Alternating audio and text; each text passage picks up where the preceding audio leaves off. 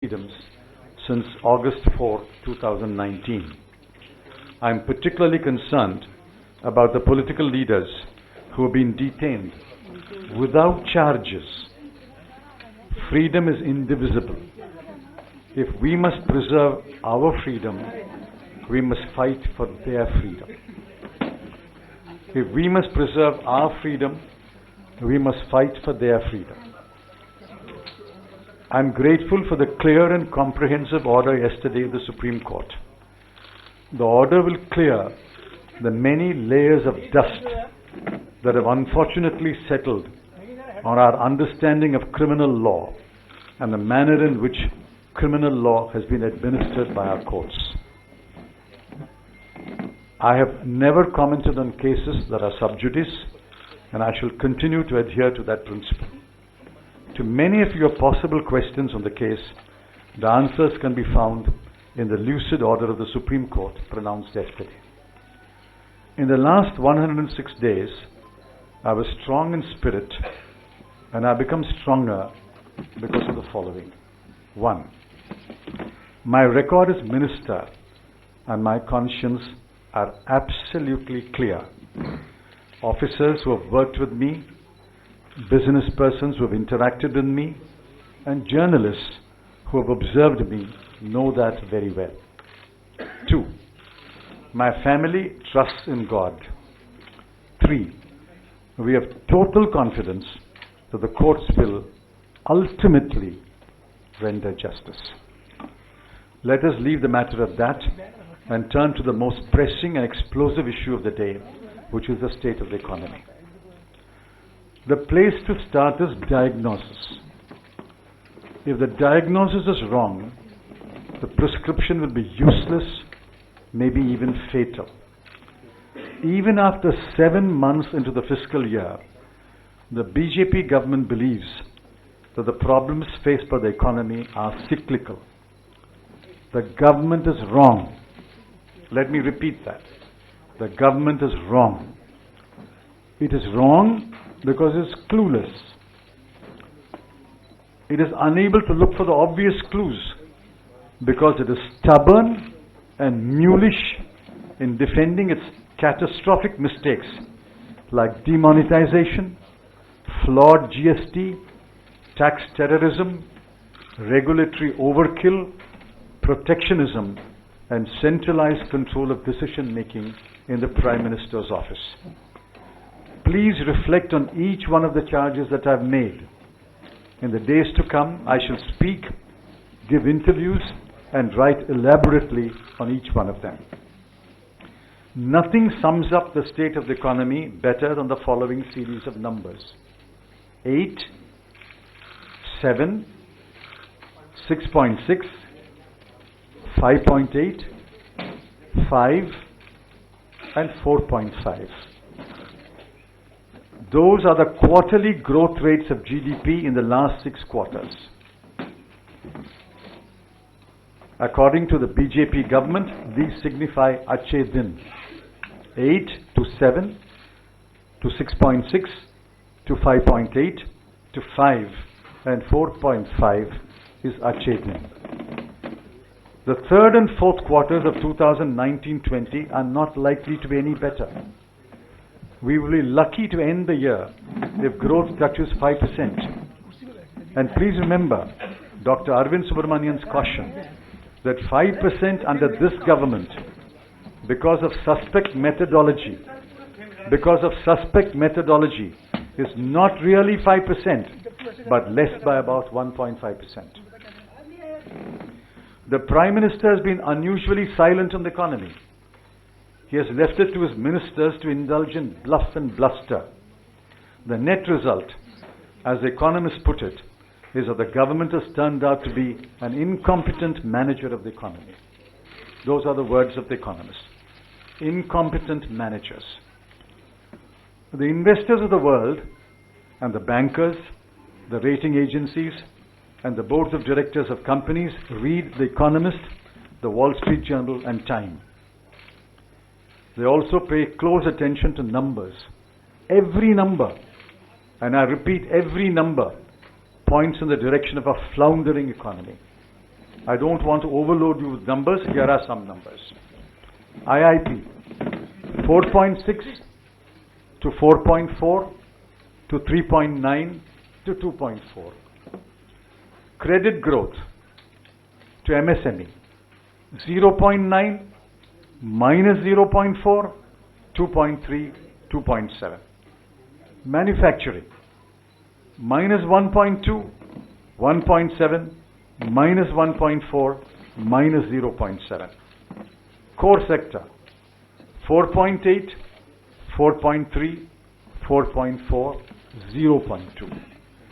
Unemployment, 9.65%, 4.03, 5.14, 7.03.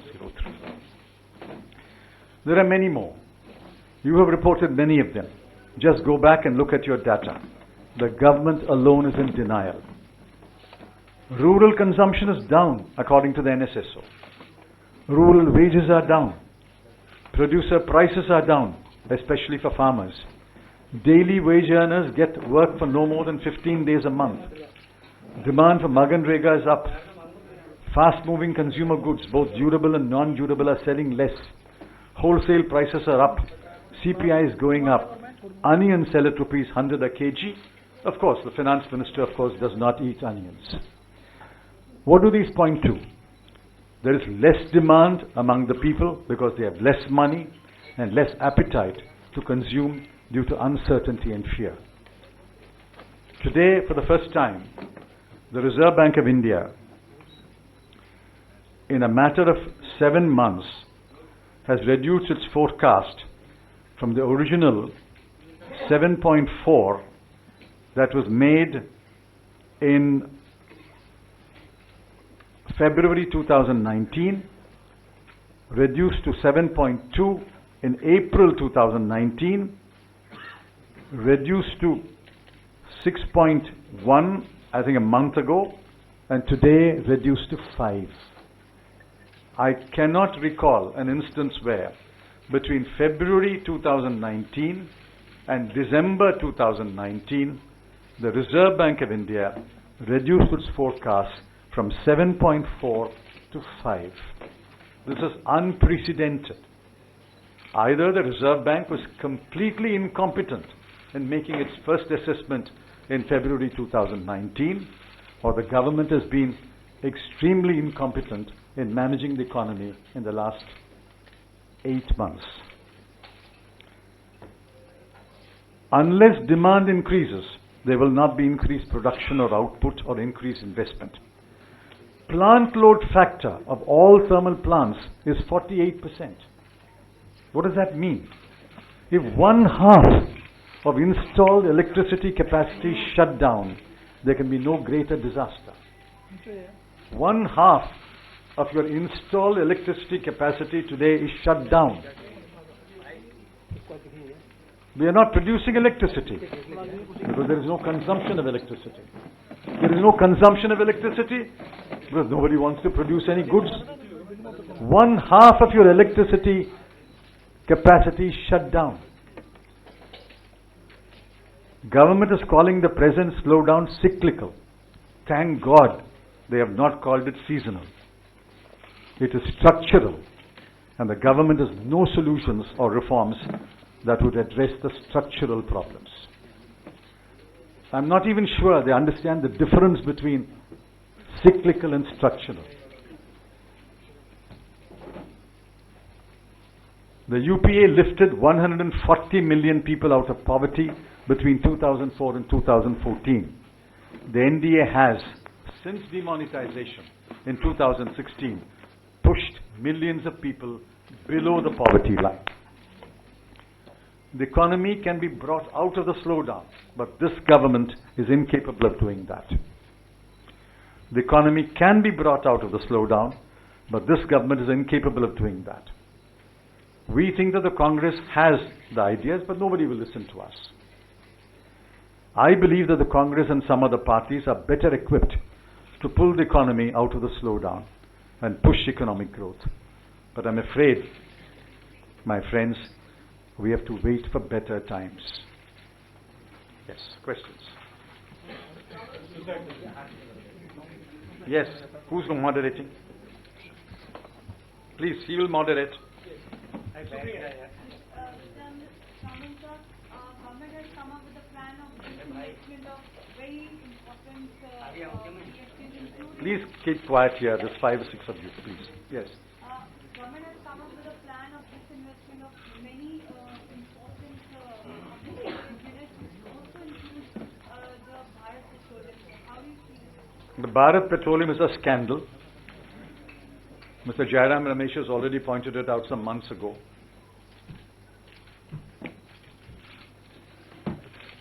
This asking one PSU to buy another PSU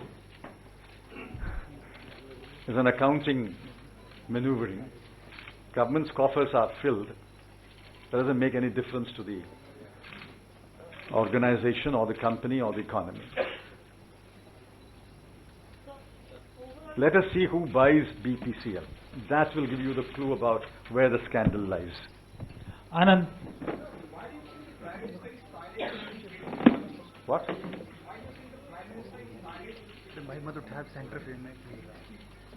This question should be put to the Prime Minister, but you will not get an answer there either. If the Prime Minister will not answer your question, how can I answer your question?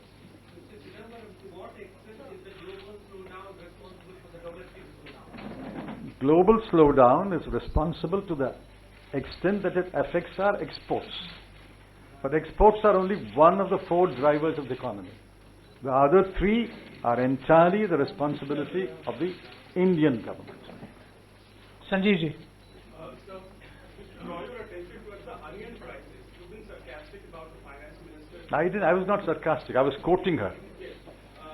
On the reply on the email, but prices have been around 100 rupees for the last more than 1 month. Do you think it's a mismanagement on the part of the government? Of course. Of course. They should have planned in advance. What's the point of importing now? When will they arrive? But if the finance minister says, I don't eat onions, that shows the mindset of this government. Siddharth. You onion eating people. I don't eat onions. Siddharth. Don't you think that government is not ready to accept that there is a economic slowdown in our country? If we go through the statements of finance minister and other ministers, that the people are seeing films, doesn't reflect that economy has slowed down. How do you think this? What's your take on that? I've said it. I don't think they understand even the difference between cyclical and structural. First, they must have people in the government who understand the difference between cyclical and structural. They had a few people, they banished them. Dr. Raghuram Rajan was banished, Dr. Arvind Subramanian was banished, Dr. Arvind Panagriya was banished, Dr. Urjit Patel was banished. People who understood these things were banished by this government. So there is Samia. BJP MP in the Lok Sabha recently made a statement saying that GDP only came into being in 1934 and it will soon turn redundant. It is no holy grail to go by. What do you make of this statement? I've already answered it. GDP is irrelevant. Protectionism is good. Personal income tax must be cut. Customs duty must be increased. This is the way to make India strong. This is BJP's ideas of reforms. If these are the BJP's ideas of reforms, God save this country. Aditi. Please. You have to go by the moderator, please.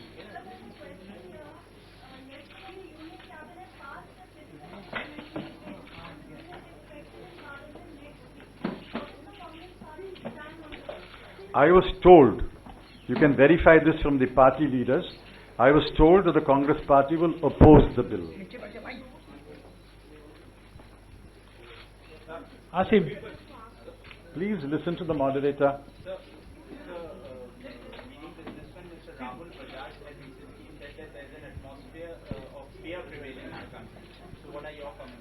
You search your heart. Is there not fear today? Every businessman who spoke to economists for that special report said, don't quote my name. Rahul Bajaj is tall enough to say that at a meeting. But there's complete fear everywhere. Every institution is gripped by fear. And the media is no exception. I'm sorry to say this. The media is no exception. You are gripped by fear. Please shed fear. Please speak the truth to power. That is the least that the people of India expect. We buy your newspaper. We subscribe to your channel. We want you to speak truth to power.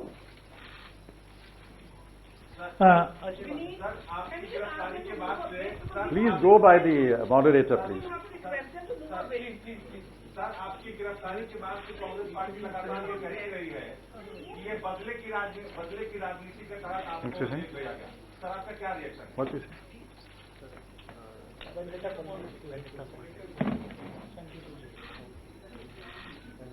My favorite poet, Saint Thiruvalluvar, said 2,300 years ago, Inna Seidarkum Iniyave Seyyakal Yenna Payattodo Saldu. He also said, Inna Seydare Uruttal Avarnana Nannayam Seyduvida. Those who do wrong or evil to you, do good to them. We will not practice vendetta politics. I can only speak for myself. We will not practice vendetta politics. Who practices vendetta politics is for you to decide. Pallavi. I am a better man. The finance minister on the floor of the House said that the growth may have come down, but there is no recession, and that how opposition, particularly the Congress party, kind of exaggerates for the regional economic finance. What she means is, there's a very severe storm blowing across the coast. Millions of trees have fallen down. Millions of houses have been destroyed. Hundreds of people have killed. It is only a storm. It's not a tsunami. Does she want a tsunami? Does she want a recession? Who said it's a recession? We all understand the technical definition of recession. If she wants to educate us on the technical decision or definition of recession, we will be happy to be educated. We are saying this slowdown is unacceptable. It is a man-made catastrophe, and the men and women responsible for this catastrophe must bear responsibility. Jayendra. Sir आपने अपने बयान में कहा है कि कांग्रेस देश को आर्थिक मंदी से बाहर निकालने में सक्षम है। क्या आप कुछ सुझाव देना चाहेंगे सरकार को कि क्या वो 5 कदम उठाने चाहिए सरकार को जिससे कि अर्थव्यवस्था मंदी से बाहर आए? You please guarantee to me that the government will invite us and listen to us, then we will give them the advice. You please guarantee to me first that. You talk to them and come back to me. I'll give you my mobile number. Say that they will invite you. We will give them the advice. Archis.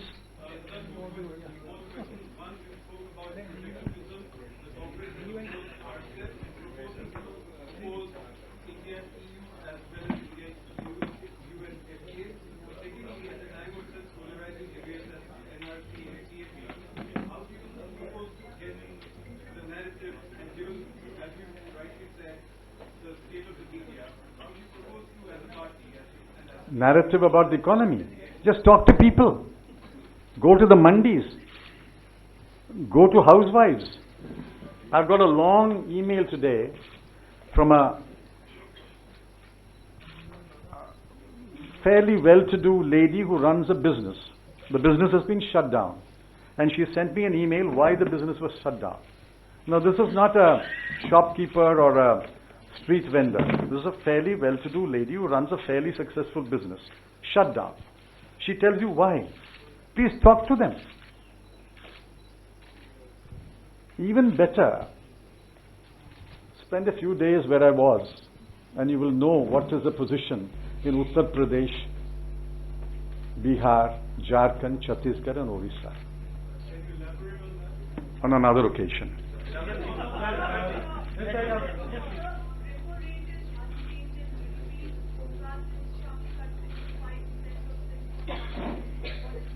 I've already answered that, ma'am. You were not here, perhaps. Unprecedented that the RBI has reduced it from 7.4 to 5 in a matter of 8-9 months. Unprecedented. Yes, Clara. Can I ask you a question about Kashmir? You've been in jail and 100 more days, and hundreds of Kashmiris in jail in north of India without a due process. What do you say about that? That's my first paragraph. My first paragraph of my statement today is, as I breathe the air of freedom, my first thoughts and prayers were for the 75 lakh people of the Kashmir Valley who have been denied their basic freedoms since August 4. I'm particularly concerned about the political leaders who have been detained without charges. Freedom is indivisible. If we must preserve our freedom, we must fight for their freedom. I intend to visit Jammu and Kashmir if the government will allow me to visit Jammu and Kashmir.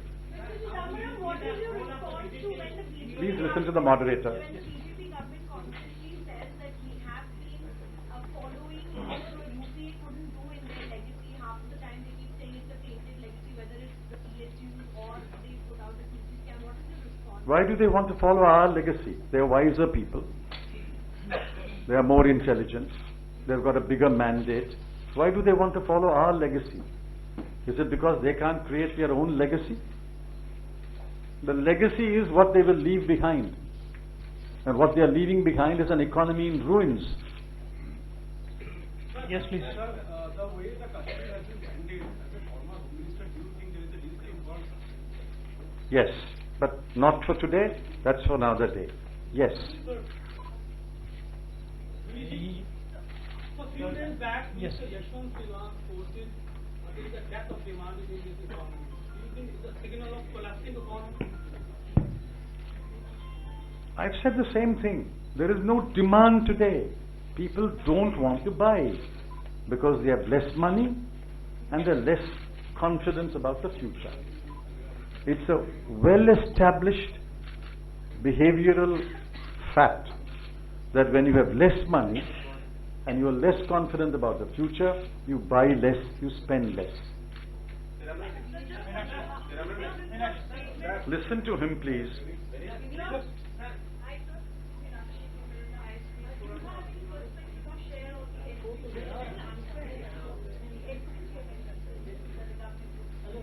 If the government believes that the Gandhis don't require SPG protection, that's a cross that the government has to bear.